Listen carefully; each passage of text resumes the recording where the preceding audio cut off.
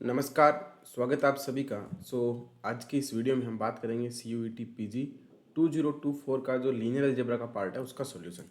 तो आप ये देखेंगे कि इसमें जो क्वेश्चन पूछे गए हैं वो बड़े कुछ क्वेश्चन ट्रिकी हैं, कुछ क्वेश्चन ऑप्शन से सॉल्व होने वाले हैं और कुछ में हम कॉन्सेप्ट देखेंगे।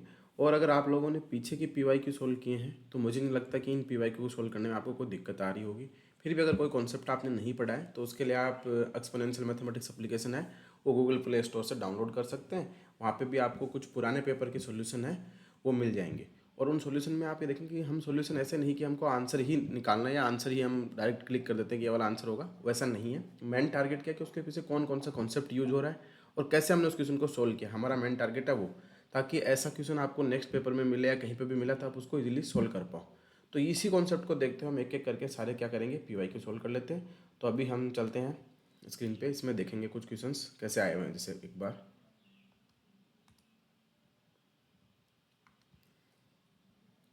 जैसे PYQ का बहुत ज़्यादा इंपॉर्टेंस है, PYQ सबसे इंपॉर्टेंट है सोल्व करने के लिए। हमें सब कुछ स्कोरिंग पार्ट भी पता लग जाएगा। और जैसे आप लीनियर अलजेब्रा से देखेंगे तो टोटल है वो नंबर ऑफ क्वेश्चन पूछे गए थे वो 12 क्वेश्चन पूछे गए थे। तो आप सोच के देखिए कि 12 इंटू 4 लगभग 48 मार्क्स। और इसमें से आप 10 क्वेश्चन है वो बहुत ही ईजी और सिंपल है जो ईजिली कर सकते हैं। तो 40 मार्क्स आप कहाँ से ला सकते हैं, लीनियर अलजेब्रा से। और लीनियर अलजेब्रा का पार्ट थोड़ा सा बड़ा है, बड़ा इन द सेंस हमने लगभग इस पर 30 से 35 वीडियो डाले हुए हैं एक्सपोनेंशियल मैथमेटिक्स एप्लीकेशन पे। वो लगभग 30 से 35 वीडियो है, तो वो लगभग 20 से 5 इंटू 30 मिनट के ही हैं। तो आप 2 वीक में इसको पूरा कवर कर सकते हैं। उसके बाद कोई क्वेश्चन ऐसा नहीं होगा जो आप नहीं सोल्व कर पाएँ, इजीली सोल्व कर देंगे। तो ये स्कोरिंग पार्ट पे तो इतना टाइम तो आपको 2 वीक के राउंड तो देना ही पड़ेगा। और जिन लोगों ने IIT JEM की पहले तैयारी करी है उनको इतना टाइम नहीं लगेगा, वो लोग तो 1 वीक में भी इसको पूरा कवर कर देंगे।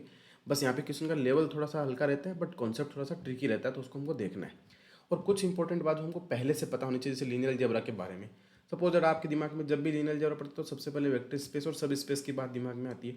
तो वेक्टर स्पेस बोलने का मतलब क्या होता है, जैसे हम बोलते हैं कि V/F एक वेक्टर स्पेस होगा। हम यहाँ डिटेल में थोड़ी नहीं पढ़ेंगे, कुछ कुछ चीज़ जो काम आने वाली होगी वो देखेंगे। बाकी हमारा मेन टारगेट क्या रहेगा, क्वेश्चन को कैसे सोल्व करना है, क्योंकि ये वीडियो हम ऑलरेडी अपलोड कर चुके हैं। अब देखो, V/F वेक्टर स्पेस होने के लिए सबसे पहली कंडीशन है कि V प्लस है वो प्लस एडिशन के रेस्पेक्ट में क्या होना चाहिए, एबिलियन ग्रुप होना चाहिए। और एक एक्सटर्नल कंपोजिशन हम डिफाइन करते हैं जो कि सबसे इंपॉर्टेंट है। ये एक्सटर्नल कंपोजिशन को हमको चेक करना रहता है जब वेक्टर स्पेस बनेगा कि नहीं बनेगा, सब स्पेस बनेगा कि नहीं बनेगा। तो for all A belong V/F में हम ऐप को बोलते हैं कि यहाँ से हम सारे के सारे स्केलर लेते हैं और V से हम सारे के सारे वेक्टर चूज करते हैं और इनके ऊपर ऑपरेशन लगाते हैं। तो इस एक्सटर्नल कंपोजिशन बोलने का मतलब कि for all A belongs to F, for all alpha belongs to V, A into alpha किस में जाना चाहिए, वेक्टर में जाना चाहिए। अगर ये कंडीशन फुलफिल होती है तो हम बोलते हैं कि वो सेट के अंदर एक्सटर्नल कंपोजिशन फुलफिल है। और उसके साथ भी कुछ और कंडीशन भी देखते हैं कि A plus B alpha, alpha plus B alpha होना चाहिए। A इंटू बी अल्फा वो A इंटू बी अल्फा हो जाता है। और A अल्फा प्लस बीटा तो आपको पता ही है कि A alpha plus A beta बन जाएगा। और 1 into alpha for all alpha belongs to के लिए अल्फा होना चाहिए। इसके साथ ही अगर हमको सब स्पेस चेक करना है तो हम ये सारी प्रॉपर्टी चेक, सब स्पेस बोलने का मतलब ये कि V/F कोई वेक्टर स्पेस होगा तो हम V का कोई सबसेट W लेंगे। तो अगर वो W/F भी अगर वेक्टर स्पेस बन जाता है तो हम बोलते हैं कि W/F क्या है, सब स्पेस है। तो इसके लिए हम पूरी सारी प्रॉपर्टी यहाँ से लेके यहाँ तक ना चेक करके हम सिर्फ इतना ही चेक कर लेते हैं कि एक स्केलर हमने F से लिया, 2 वेक्टर हमने W से लिए। अगर A अल्फा प्लस बीटा अगर W में चला जाता है तो हम बोलेंगे कि ये वेक्टर सब स्पेस बना देगा। ये चीज़ हमको चेक करनी होगी। तो ये वाला कॉन्सेप्ट हम थोड़ा सा यूज करेंगे। और इसकी कुछ एक दो ट्रिक भी है कि कैसे अगर ऐसे क्वेश्चन आता है तो हम उसको बिना इतना ताम झाम चेक किए भी कर सकते हैं, तो वो भी देख लेते हैं। तो सबसे पहला क्वेश्चन हमारा यहाँ से स्टार्ट होता है। इस क्वेश्चन में हमको सबसे पहले देखो क्या बोला गया है कि let V and W be subspace of R4, define as V equal to ABCD B minus 5C plus 2D equal to 0 and W ABCD A minus D equal to 0 B minus 3C equal to, then dimension of V intersection W पूछा है। तो आप एक चीज़ ध्यान में रखिए कि ये देखो V क्या है, सब स्पेस है, W भी सब स्पेस है। तो जितने इसमें होमोजीनियस रिस्ट्रिक्शंस हैं, ये देखो W ABCD बोलने का मतलब इसमें हम 4 टपल लेंगे और B minus 5C plus 2D0 एक ये रिस्ट्रिक्शन हमने लगाया है। इस पर हमने एक ये रिस्ट्रिक्शंस लगाया है, ये रिस्ट्रिक्शंस लगाया है। तो अगर आपसे कोई पूछे कि W और V की डायमेंशन बताओ तो हमको साफ साफ दिख रहा है कि डायमेंशन ऑफ V में हम एक इस रिस्ट्रिक्शंस को क्या कर देंगे, हम कम कर देंगे। और जब भी हम इंटरसेक्शन की बात करते हैं तो अगर हम V इंटरसेक्शन W लिखेंगे तो वो भी तो क्या बनेगा, हमको पता है कि अगर A और B दो सब स्पेस है तो A इंटरसेक्शन B भी हमेशा सब स्पेस बनता है। तो इसके एलिमेंट भी कहाँ से आएंगे, R4 से ही आएंगे। बट इन पे कंडीशन क्या लगेगी, जब भी आपको दो सब स्पेस दे रखे हो और इंटरसेक्शन निकालना हो तो जितने रिस्ट्रिक्शंस है वो सब के सब इसमें ऐड कर दो, बस जो कॉमन है उनको सिर्फ एक बार ही लिखो। जैसे इसमें देखो क्या लिखा है, B minus 5c plus 2d equal to 0। और क्या बनेगा a minus D equal to 0। और क्या बनेगा b minus 3c equal to 0। ये रिस्ट्रिक्शन हम लगाएंगे। अब देखेंगे कि a b c d में से किस किस को हमको आर्बिट्रेरी चूज करना है, वही हमारी क्या आ जाएगी, इसकी डायमेंशन आ जाएगी। अब देखो b minus 5c plus 2d equal to 0, यहाँ से हमें क्या मिलेगा a इक्वल टू डी मिलेगा, यहाँ से हमको b इक्वल टू 3c मिलेगा। अब a इक्वल टू डी इसमें पुट कर दो और b equal to 3c put कर दो।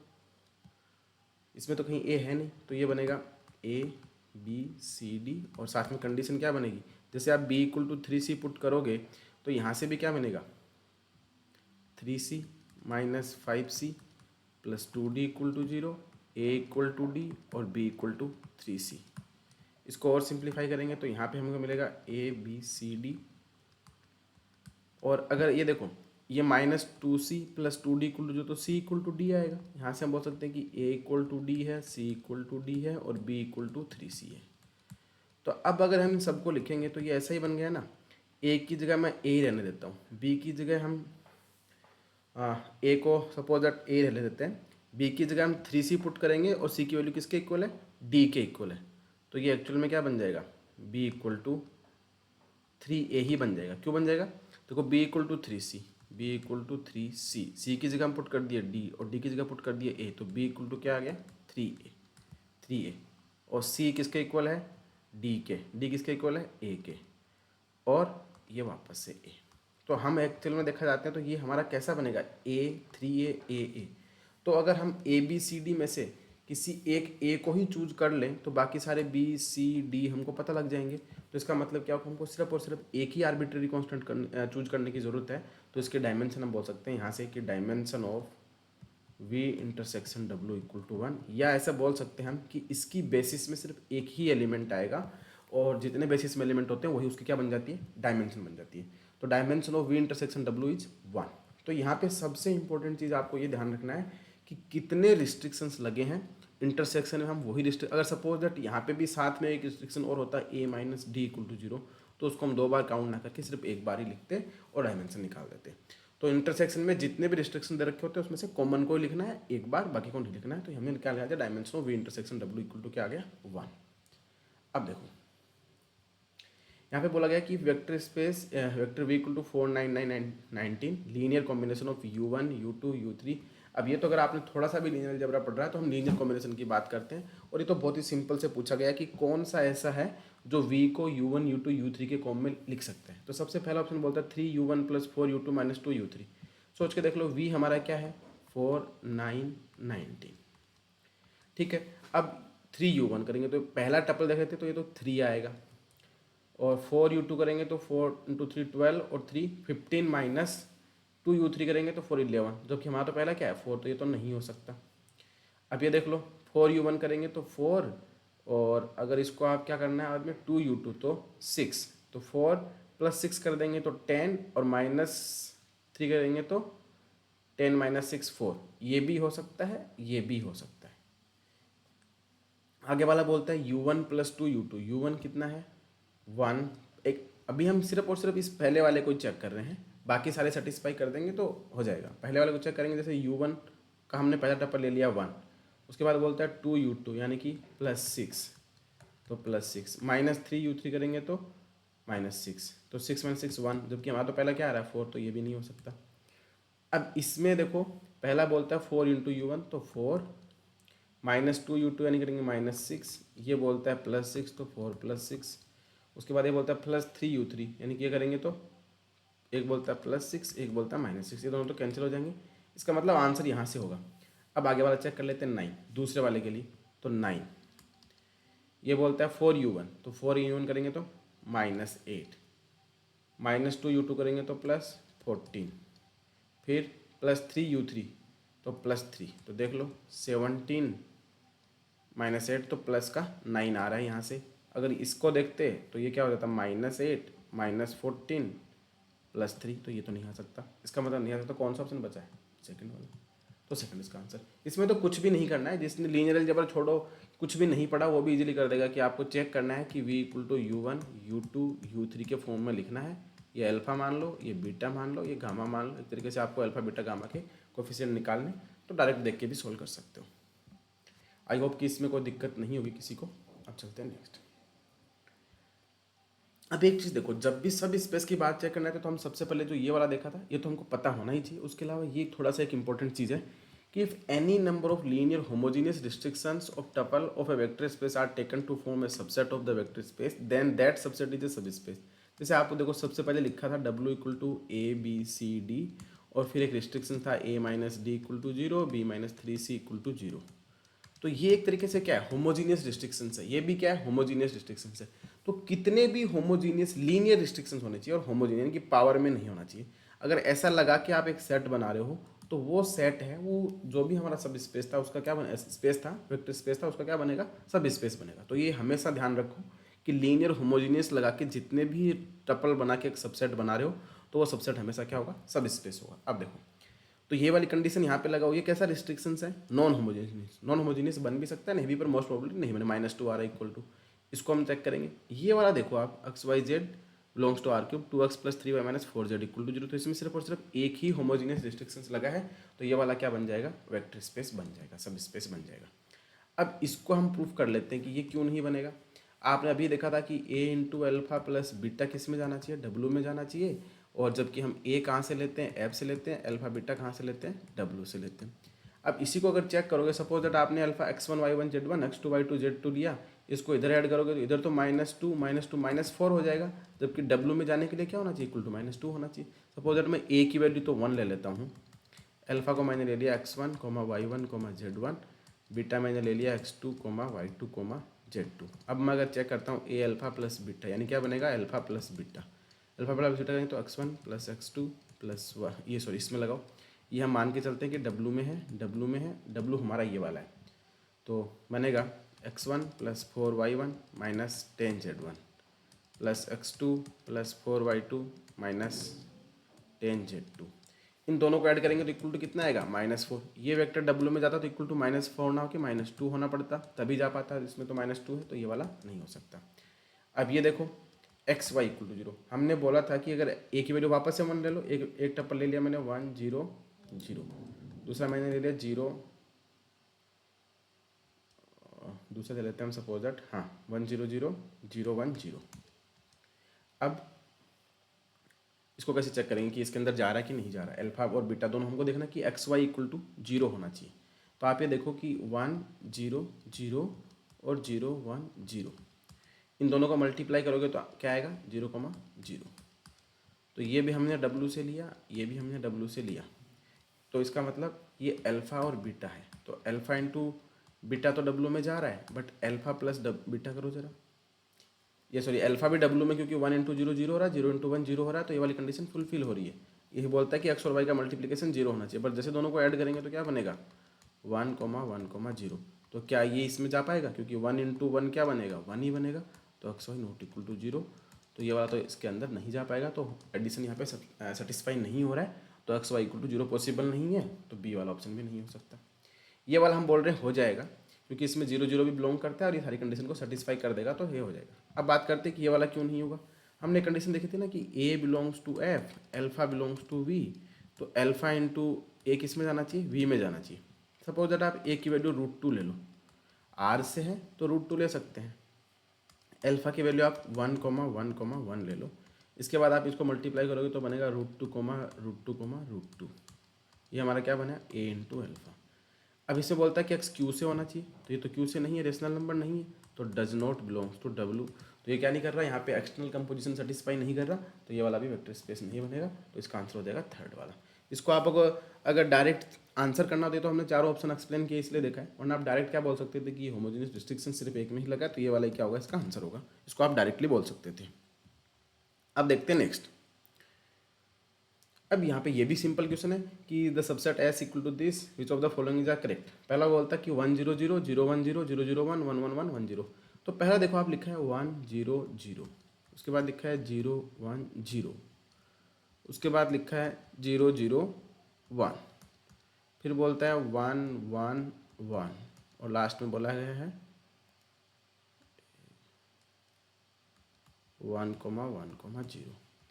तो आप डायरेक्ट बोल सकते हैं कि ये वाला क्या है, इन तीनों का सम है, ये वाला क्या है, इन दोनों का सम है, तो तीनों तो लीनियरली इंडिपेंडेंट, ये चारों तो पॉसिबल ही नहीं है। तो ऐसी लीनियरली डिपेंडेंट सेट, बिल्कुल करेक्ट बात है कि लीनियरली डिपेंडेंट है।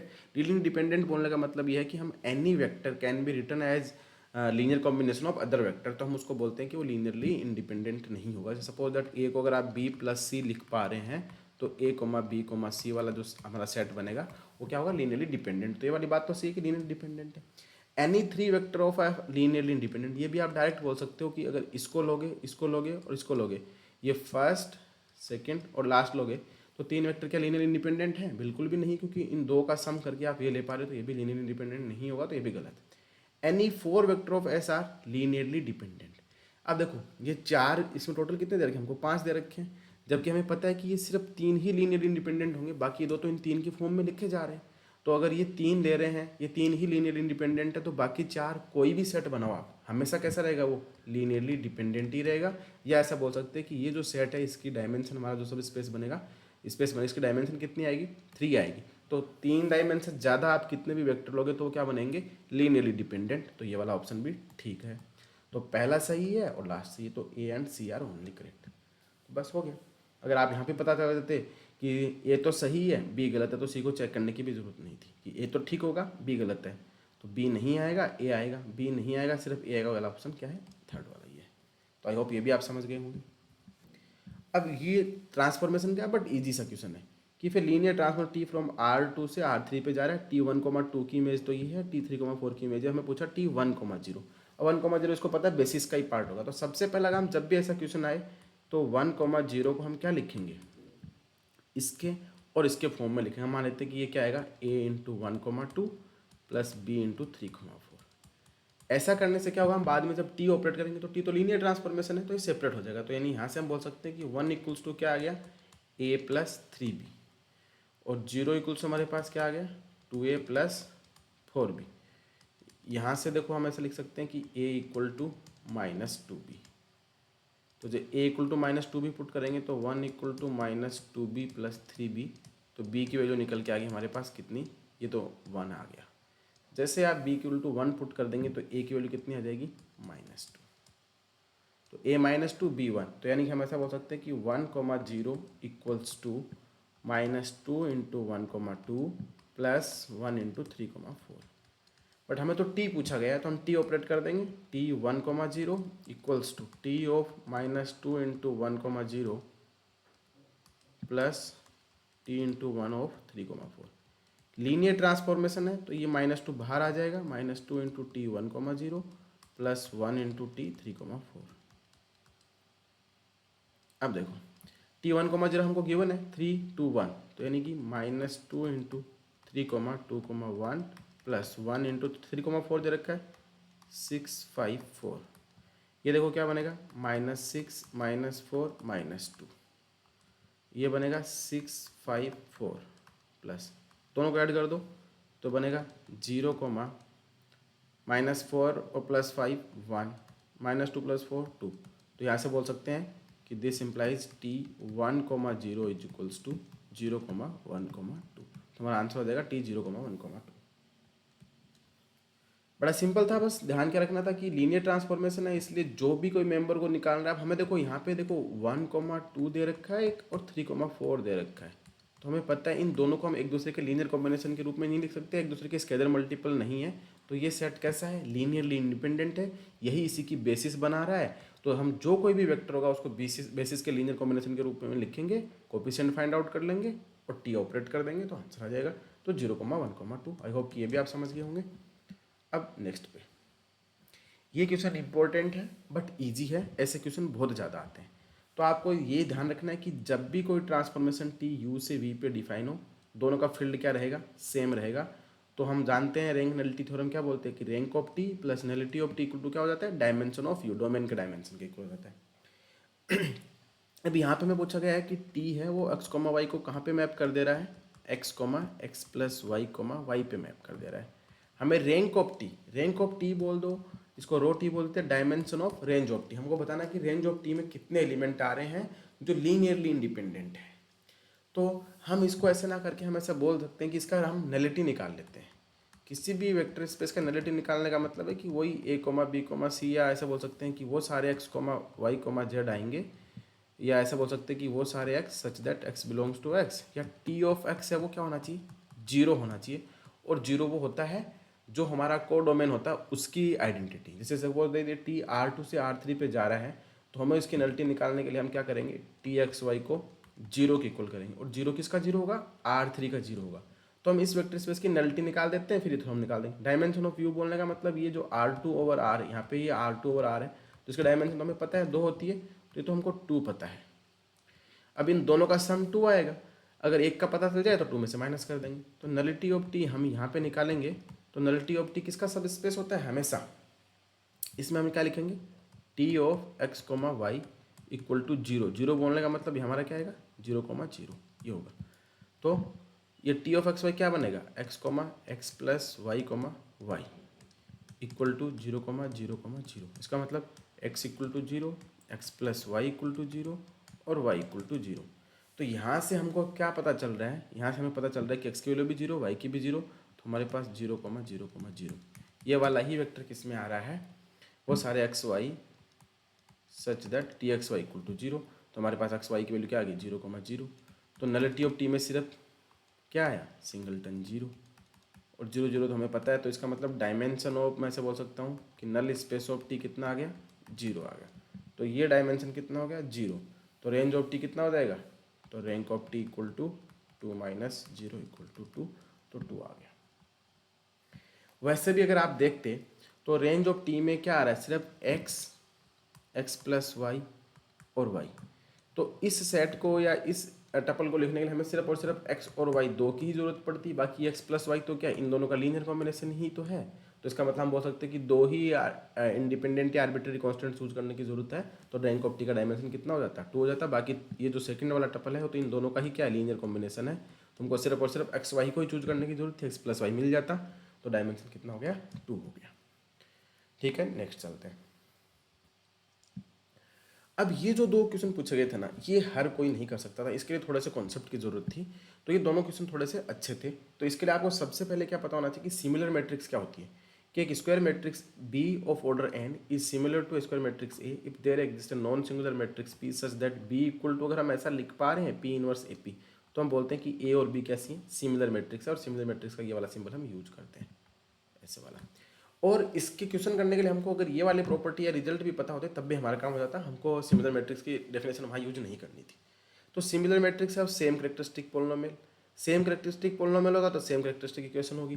जब सेम कैरेक्टरिस्टिक इक्वेशन होगी तो उनके आइगन वैल्यू भी सेम आएंगे, ट्रेस भी सेम आएगा, डिटर्मिनेंट भी सेम होगा, और मिनिमल पोलिनोमियल भी सेम हो जाएगा, और उसकी रैंक भी सेम हो जाएगी।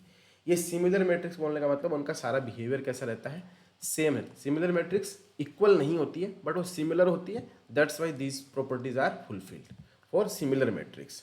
अब इनका यूज करते हुए इस क्वेश्चन को देखते हैं कि ये polynomial is monic if leading coefficient is 1। ये तो हम 6, 7, 8 क्लास में ही पढ़ लेते हैं। किसी पोलिनोमियल अगर लीडिंग कोफिशिएंट 1 होता है तो वो कैसा होता है, मोनिक पोलिनोमियल होता है।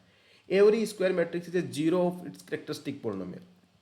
अब आप देखो केले हैमिल्टन थ्योरम क्या बोलते हैं कि every square matrix satisfy its characteristic equation. तो वो क्या हो गया, सपोज दैट किसी मैट्रिक्स का characteristic polynomial x cube minus a x square plus b x plus c type जो भी है। अब इसमें अगर आप पी ऑफ ए करेंगे तो हमेशा क्या होगा, जीरो ही होगा बाय केले हैमिल्टन थ्योरम। तो केले हैमिल्टन थ्योरम बोलता है कि कोई भी मैट्रिक्स होती है वो अपने कैरेक्टरिस्टिक पोलिनोमियल को सेटिस्फाई करती है। तो ये वाला ऑप्शन भी करेक्ट है, ये वाला भी करेक्ट है। तो ए और बी दोनों करेक्ट होंगे। अब आप देखो कि कौन सा ऑप्शन इसका करेक्ट हो सकता है, कि जब ए और बी दोनों करेक्ट होंगे, और ये दोनों तो बहुत ही सिंपल सी बात थी। तो मतलब आपको ये सी और डी ऑप्शन चेक करने की भी जरूरत नहीं है। ए भी करेक्ट होगा, बी भी करेक्ट होगा। ये बी ओनली दे रखा है, गलत। ए नहीं है, गलत। बी नहीं है, गलत। तो आप डायरेक्ट बोल सकते हैं कि इसका आंसर तो A B and D only ही होगा। अब इसके ऑप्शन देख लो। The characteristic and minimal polynomial of matrix A do not have the same irreducible factor. अगर सेम इरेड्यूसिबल फैक्टर नहीं होंगे तो आइगन वैल्यू डिफरेंट हो जाएगी। इसलिए the characteristic and minimal polynomial of matrix have same irreducible factor. तो इसके irreducible factor कैसा होता है, सेम होता है। इसलिए ये वाला ऑप्शन क्या होगा इसका,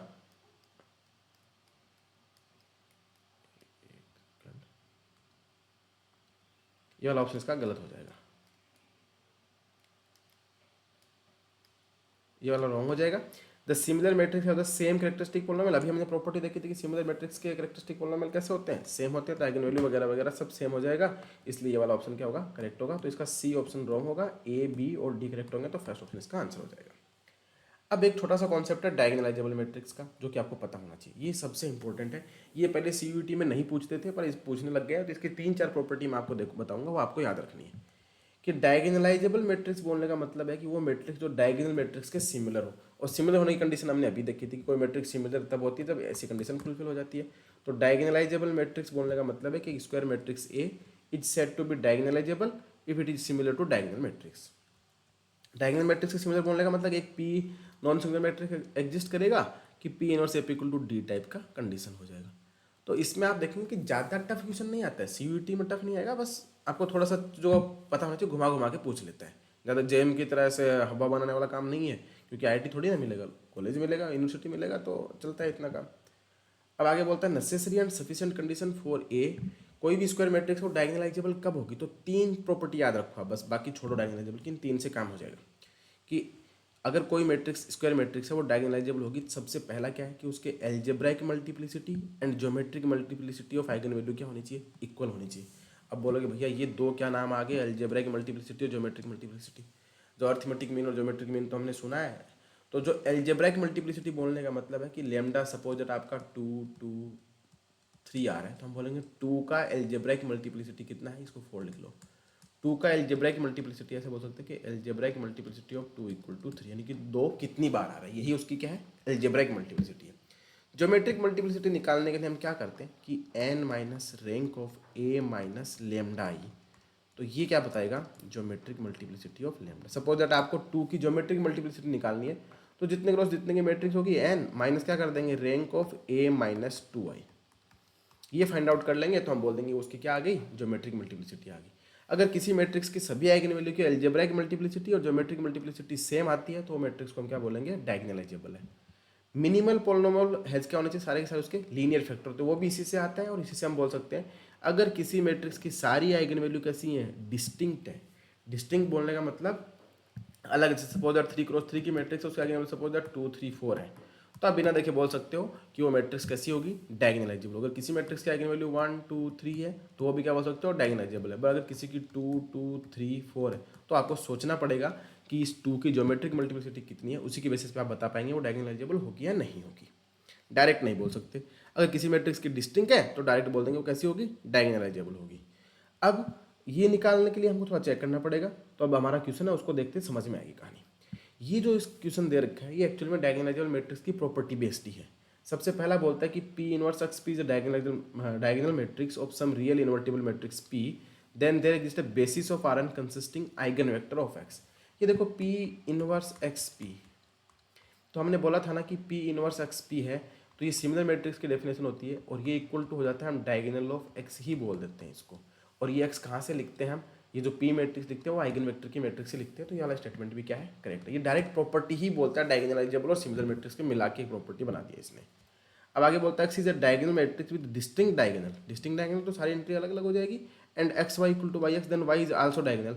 तो ये वाली को और ये वाली को हम सेम कर सकते हैं। यहाँ से देखो x, अगर हम y लिखेंगे तो वो बनेगा x इनवर्स वाई एक्स, जो कि सिमिलर मैट्रिक्स की डेफिनेशन है कि y है वो y के ही सिमिलर हो गया, x कोई नॉन सिंगुलर मैट्रिक्स भी होगा, और x देखो डायगोनल मैट्रिक्स है विद डिस्टिंक्ट डायगोनल है, तो अगर x इक्वल टू इस टाइप से है A1 B C, ये बाकी सब 0 0, तो एक्स भी कैसी है, नॉन सिंगुलर मैट्रिक्स है। और यही हम बात करते हैं कि रियल इन्वर्टिबल मैट्रिक्स होनी चाहिए या नॉन सिंगुलर मैट्रिक्स होनी चाहिए। बात तो एक ही है कि एक्स इनवर्स वाई एक्स, तो दोनों की प्रॉपर्टी क्या होगी, सेम, तो ये भी करेक्ट हो जाएगा।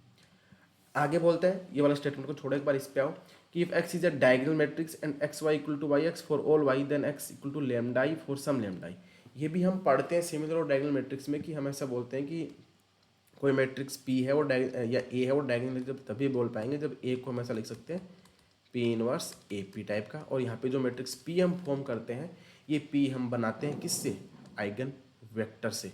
और यहाँ को हम क्या लिख सकते हैं, P A equal to A P, इसी से तो यही बनेगा। तो P A equal to A P, X Y equal to Y X, ये वाली बात और ये वाली बात और ये वाली बात क्या है, सेम है, डायगोनल मैट्रिक्स की डेफिनेशन से ही बात कर रहे हैं हम कि P inverse A P equal to हम क्या लिखना चाह रहे हैं, कोई डायगोनल मैट्रिक्स डी लिखना चाह रहे हैं, तो यही बात यहाँ पे कर रहे हैं। तो ये वाला स्टेटमेंट भी करेक्ट है, ये वाला भी करेक्ट है। तो हम बोल सकते हैं कि ए बी और डी करेक्ट होगा हमारा। तो ए बी डी करेक्ट होना है, सी नहीं होगा। सी क्यों नहीं होगा वो अभी बताते हैं। ए बी डी करेक्ट होगा तो पहला ऑप्शन हो जाएगा। X square is diagonal matrix then X is also diagonal matrix. अब ये कोई ज़रूरी नहीं है। सपोज दैट आपने एक्स इक्वल टू चूज कर लिया 0 1 0 0, तो इसका एक्स स्क्वायर निकालेंगे तो क्या आएगा 0 0 0। अब तो इस मैट्रिक्स की आइगन वैल्यू क्या है, इस मैट्रिक्स की आइगन वैल्यू है 0 0, इसकी भी 0 0। तो 0 के एल्जेब्राइक मल्टीप्लिसिटी कितना होगा, एल्जेब्राइक मल्टीप्लिसिटी ऑफ 0 आ गया 2। बट इस वाले केस में 0 की हम क्या निकालेंगे, ज्योमेट्रिक मल्टीप्लिसिटी, वो क्या करेंगे 2 क्रॉस 2 की है तो 2 minus rank of A minus 0 आई करेंगे। तो 2 माइनस रैंक ऑफ किस मैट्रिक्स की, ए माइनस 0 आई करेंगे, यानी कि रैंक ऑफ इसी मैट्रिक्स की 0 1 0 0। इस मैट्रिक्स की रैंक तो 1 है, कितने है तो 2 माइनस 1 इक्वल टू 1। तो हम ऐसे बोल सकते हैं कि ज्योमेट्रिक मल्टीप्लिसिटी ऑफ 0 कितना आ रहा है 1 आ रहा है, जबकि एल्जेब्राइक मल्टीप्लिसिटी कितना था 2 था। तो इसका मतलब ये जो मैट्रिक्स है ये डायगोनलाइजेबल नहीं है, बट कि ये हो जाएगी, क्योंकि इसमें 0 की ज्योमेट्रिक मल्टीप्लिसिटी एल्जेब्राइक मल्टीप्लिसिटी तो 2 है, और ज्योमेट्रिक मल्टीप्लिसिटी निकालेंगे तो रैंक ऑफ ए माइनस आई करेंगे तो 0 1 की जगह पर क्या पुट कर देंगे 0। इसकी रैंक कितनी है 0, तो 2 माइनस 0 कितना आ गया 2। तो ज्योमेट्रिक मल्टीप्लिसिटी और एल्जेब्राइक मल्टीप्लिसिटी इस मैट्रिक्स के लिए तो सेम है, इसके लिए सेम नहीं है। तो ये वाली मैट्रिक्स कैसी नहीं है, डायगोनलाइजेबल नहीं है, बट ये डायगोनलाइजेबल है। तो अगर एक्स स्क्वायर डायगोनल है तो एक्स का डायगोनल होना कोई जरूरी नहीं है, इसलिए सी वाला ऑप्शन क्या हो गया रॉन्ग हो गया। और जब भी आपको ज्योमेट्रिक मल्टीप्लिसिटी निकालना हो तो सिंपल सा फंडा है N minus rank of A minus lambda ही चेक कर लो। लेमडा क्या है, जो भी आइगन वैल्यू के करस्पॉन्डिंग आप निकाल रहे हो तो ये निकालेगा ज्योमेट्रिक मल्टीप्लिसिटी ऑफ लेमडा। ठीक है, आई होप कि ये भी आपको समझ आ गया होगा। अब इसी पे बेस्ड एक नेक्स्ट क्वेश्चन है जिसमें सारा डाउट क्लियर हो जाएगा। ये देखो, ये बोलता है is diagonal but non invertible. बताओ ये स्टेटमेंट करेक्ट है कि नहीं। पहली बात तो ये देखो कि डायगोनलाइजेबल इस मैट्रिक्स की आइगन वैल्यू की कैसे हम बोल सकते हैं कि अपर ट्रायंगल मैट्रिक्स है, इस ए की आइगन वैल्यू क्या है 1 और 0, दो ही आइगन वैल्यू है। तो मैंने बोला था ना, अगर किसी मैट्रिक्स की आइगन वैल्यू डिफरेंट डिस्टिंक्ट है तो वो आइगन मैट्रिक्स कैसी हो जाएगी डायगोनलाइजेबल। तो डायगोनलाइजेबल तो है बट नॉन इन्वर्टिबल। अब इन्वर्टिबल नहीं होगा क्योंकि इसका डिटर्मिनेंट ऑफ ए कितना आ रहा है 0 आ रहा है, आइगन वैल्यू 0 है, तो ये भी बात करेक्ट है। आगे बोलता है is non diagonalisable but invertible matrix. ये वाला जो ए है इसकी आइगन वैल्यू क्या आएगी 1 1, दोनों आइगन वैल्यू 1 है। तो यहाँ से हम बोल सकते हैं कि algebraic multiplicity of 1 equal to 1 sorry 2। अब इसके हम ज्योमेट्रिक मल्टीप्लिसिटी ऑफ 1 निकालेंगे तो क्या करेंगे, कितने क्रॉस कितने की 2 minus rank of A minus 1 into I करेंगे। तो 2 minus rank of A minus I, इसमें से हटाएंगे तो 0 1 0 0, क्या आएगा 2 माइनस 1 इक्वल टू 1। तो ज्योमेट्रिक मल्टीप्लिसिटी ऑफ 1 कितना आ गया 1, एल्जेब्राइक कितना है 2, दोनों इक्वल नहीं है तो नॉन डायगोनलाइजेबल हो गई बट इन्वर्टिबल। इन्वर्टिबल क्यों होगी, दोनों मैट्रिक आइगन वैल्यू कैसी है नॉन जीरो है तो इन्वर्स एग्जिस्ट कर जाएगा। ये वाली बात करेक्ट है, ये भी करेक्ट है। अब ये बोलता है इज डायगोनलाइजेबल एंड इन्वर्टिबल। अब इन दोनों में से तो भैया एक ही करेक्ट होगा, इन्वर्टिबल तो ठीक है पर डायगोनलाइजेबल नहीं है, तो ये वाला गलत हो गया। ये वाला बोलता है is non diagonalisable and non invertible. Non invertible तो ठीक है पर नॉन डायगोनलाइजेबल नहीं है, ये वाली कैसी है डायगोनलाइजेबल है। तो सी भी गलत डी भी गलत, ए और बी कैसे हो गए करेक्ट, तो ए एंड बी ओनली। और ज्योमेट्रिक मल्टीप्लिसिटी निकालने का तरीका क्या है, N minus rank of A minus lambda I, या इसी को हम क्या बोल सकते हैं nullity of A minus lambda I. क्यों, क्योंकि rank plus nullity equal to क्या होगा एन होगा, इसीलिए हम इसको क्या बोल दिए nullity of A minus lambda आई। तो आप ज्योमेट्रिक मल्टीप्लिसिटी ऐसे चेक कर सकते हैं और एल्जेब्रिक मल्टीप्लिसिटी तो हम डायरेक्ट देख सकते हैं कितना आइगन वैल्यू आ रहा है। तो क्या आपको ये क्वेश्चन भी समझ आया होगा कि इसमें ए और बी करेक्ट क्यों हो गए। एक बार थोड़ा सा डायगोनलाइजेबल वाला पार्ट और ये मल्टीप्लिसिटी वाला पार्ट और जो कैसे हम एल्जेब्रिक मल्टीप्लिसिटी निकालते हैं, इस टाइप के क्वेश्चन आप सीयूटी के पुराने पेपर में थोड़े कम देखने को मिलते हैं। तो हमने जो वीडियो के लास्ट में कुछ क्वेश्चंस देखे तो आप देख सकते हैं, उनसे थोड़ा और आइडिया मिल जाएगा। फिर भी कोई डाउट होगा तो आप कमेंट बॉक्स में जरूर मेंशन करना। अब आगे बोलते हैं कि the matrix A whose minimal polynomial is this. ऐसा क्वेश्चन पहले सीयूटी में कभी नहीं पूछा गया, ये पहली बार पूछा गया है कि मिनिमम पोलिनोमियल देके मैट्रिक्स पूछ रहा है। वरना क्या होता है मैट्रिक्स दे देता है और करेक्टरिस्टिक पोलिनोमियल ही पूछता है, पर इस बार पहली बार ऐसा पूछा है। तो इसके लिए हम कंपेनियन मैट्रिक्स निकालते हैं। कंपेनियन मैट्रिक्स निकालने के लिए आपको कोई भी पोलिनोमियल पता हो, सपोज दैट ये मोस्ट प्रोबेबली करेक्टरिस्टिक पोलिनोमियल या मिनिमल पोलिनोमियल गिवन होगा, तो उसके करस्पॉन्डिंग मैट्रिक्स ऐसे लिखते हैं। अगर पी एक्स इक्वल टू, देखो इसके लिए ये है कि इसका जो लीडिंग कोफिशिएंट है वो क्या होना चाहिए 1 होना चाहिए। तो x to the power n plus a n minus 1 x to the power n minus 1 plus up to a 1 x plus a 0 अगर लिखा हो तो मैट्रिक्स लिखते हैं हम zero zero zero minus a zero, zero zero zero minus a zero, फिर हम यहाँ पे क्या कर देंगे, वन कर देंगे माइनस ए वन, आगे वाली पोजीशन पे वन कर देंगे माइनस ए टू, ऐसे करते करते माइनस ए एन माइनस वन लिखते हैं, और यही जो मैट्रिक्स होती है वो हमारी क्या बन जाएगी, मैट्रिक्स बन जाएगी। अब इसको कंपेयर करो, तो पहले ये लाइन बनेगी zero zero zero zero minus seven, तो zero zero zero minus seven. दूसरे में क्या आएगा, माइनस ए वन, तो माइनस का फाइव, यहाँ पे हो जाएगा वन, सॉरी एक सेकेंड, ये ए एन माइनस वन तक तो एक ऑर्डर हम कम लिख पाएंगे, तो ये एक्चुअल में ये वाली होगी जीरो जीरो माइनस सेवन। आगे वाली हम क्या करेंगे, वन यहाँ पे पुट कर देंगे, जीरो माइनस सेवन करेंगे तो माइनस फाइव। कैसे पता चला ऑर्डर कम करेंगे, क्योंकि हम ए एन माइनस वन तक ही लिखते, जबकि कोशिश करो कि नीचे से स्टार्ट कर दो, माइनस ए एन माइनस वन करेंगे तो माइनस एट का क्या बन जाएगा, प्लस एट, और यहाँ पे क्या आएगा वन, यहाँ पे क्या आएगा जीरो। देख लो कौन सी मैट्रिक्स दिख रही है, minus seven minus five eight, minus seven minus five eight, यहाँ पे वन जीरो, तो थर्ड वाला ऑप्शन हो जाएगा। बाकी कुछ मैच ही नहीं कर रहा। आप ये दो लाइन लिखते से भी क्या हो जाता, काम हो जाता, तो थ्री क्रॉस थ्री की ये वाली मैट्रिक्स क्या बन जाएगी, इसकी मैट्रिक्स बन जाएगी, है ना, सिंपल। बस ये पता होना चाहिए कि इस टाइप से हम किसी भी पॉलिनोमियल के करस्पॉन्डिंग मैट्रिक्स लिख सकते हैं। अब बात करते हैं सिंपल सा क्वेश्चन, कि if the eigen value of three cross three matrix are 6 5 2, what is the determinant of A inverse transpose. हमें पता है कि अगर ए इनवर्स ट्रांसपोज की हमको आइगन वैल्यू पता लग जाएगी तो सबका मल्टीप्लाई कर देंगे, तो वही क्या हो जाएगा, उसका डिटर्मिनेंट हो जाएगा। अगर ए की आइगन वैल्यू लेमडा है तो ए इनवर्स की eigen value one upon lambda हो जाती है। यहाँ पे ए की आइगन वैल्यू क्या दे रखी है हमको, 6 5 2, तो ए इनवर्स की आइगन वैल्यू कितनी हो जाएगी, 1/6 1/5 1/2। और हमें पता है कि डिटर्मिनेंट ऑफ ए और डिटर्मिनेंट ऑफ ए ट्रांसपोज क्या होता है, सेम होता है। तो यहाँ से हम क्या कर सकते हैं कि ए इनवर्स ट्रांसपोज का डिटर्मिनेंट निकालेंगे तो क्या आएगा, 1/6 इंटू 1/5 इंटू 1/2, ये कितना हो जाएगा 1/60। तो 1/60 देख लो कितना होता है, 0.016 के राउंड, तो ये वाला ऑप्शन क्या हो जाएगा करेक्ट। तो बहुत सिंपल सा क्वेश्चन था, सिर्फ एक या दो क्वेश्चन ऐसे होंगे जिसमें थोड़ा सा आप रुक सकते थे, बाकी किसी क्वेश्चन में रुकने की भी जरूरत नहीं थी, सारे डायरेक्ट हो जाते।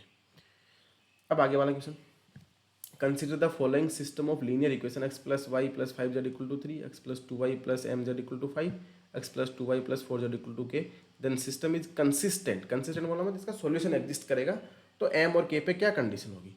तो पहले इसकी हम, अगर हमको पता है कि ax इक्वल टू अगर b टाइप का कोई मैट्रिक्स सिस्टम दे रखा है, इसका सॉल्यूशन एग्जिस्ट तभी करता है जब हम क्या बोलते हैं कि rank of a colon b, यानी कि ऑगमेंटेड मैट्रिक्स इक्वल टू क्या होना चाहिए, रैंक ऑफ ए होनी चाहिए। ये कंडीशन अगर फुलफिल होती है तो सॉल्यूशन एग्जिस्ट करेगा, अदरवाइज नहीं करेगा।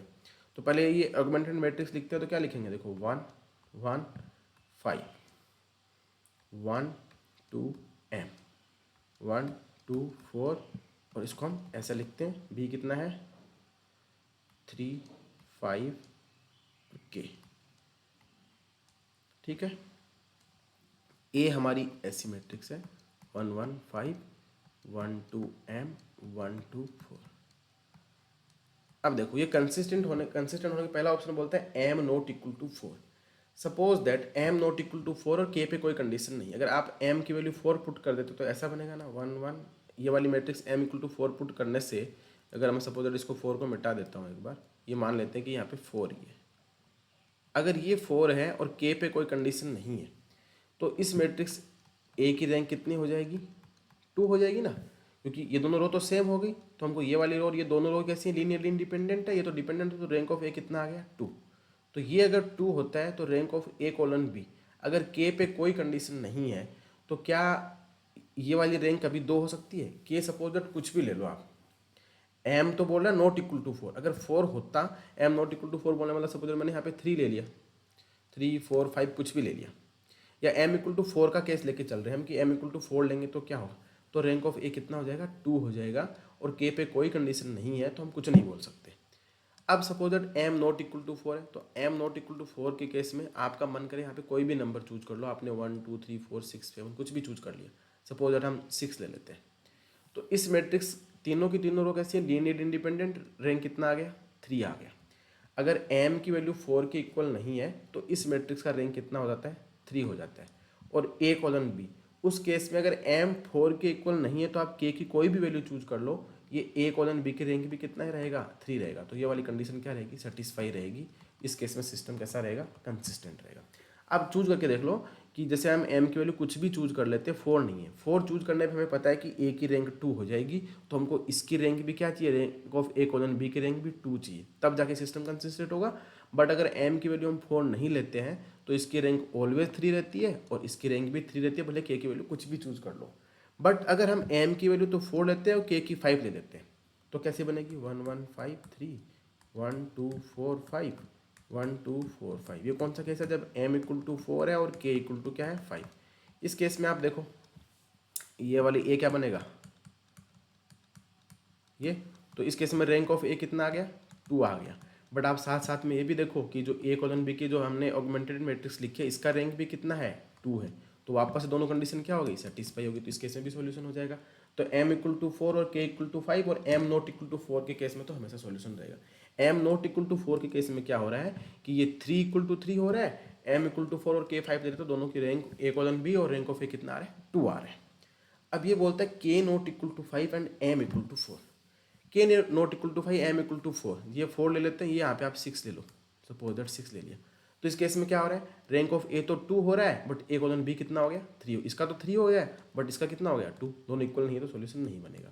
इस केस में m equal to 4 and k equal to 1, वो तो वही बात होगी, जैसे आप m इक्वल टू 4 ले लिए और k इक्वल टू 1 ले लो, क्या फर्क पड़ेगा, कुछ फर्क नहीं पड़ेगा।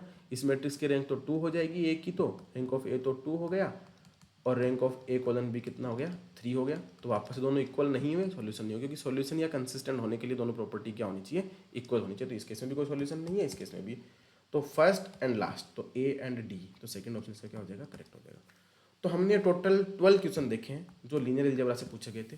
इसमें अगर आपको कोई डाउट होता है तो इस वीडियो कमेंट बॉक्स में पूछ सकते हैं, अदरवाइज आप हमारे टेलीग्राम के सर्च बार में जाके एक्सपोनेंशियल मैथमेटिक्स सर्च करेंगे या इस नंबर पे व्हाट्सअप भी कर सकते हैं। ये हमारा कुछ पुराना रिजल्ट है, 2024 में हमने पढ़ाया नहीं था, थोड़ा हम पीछे रह गए थे।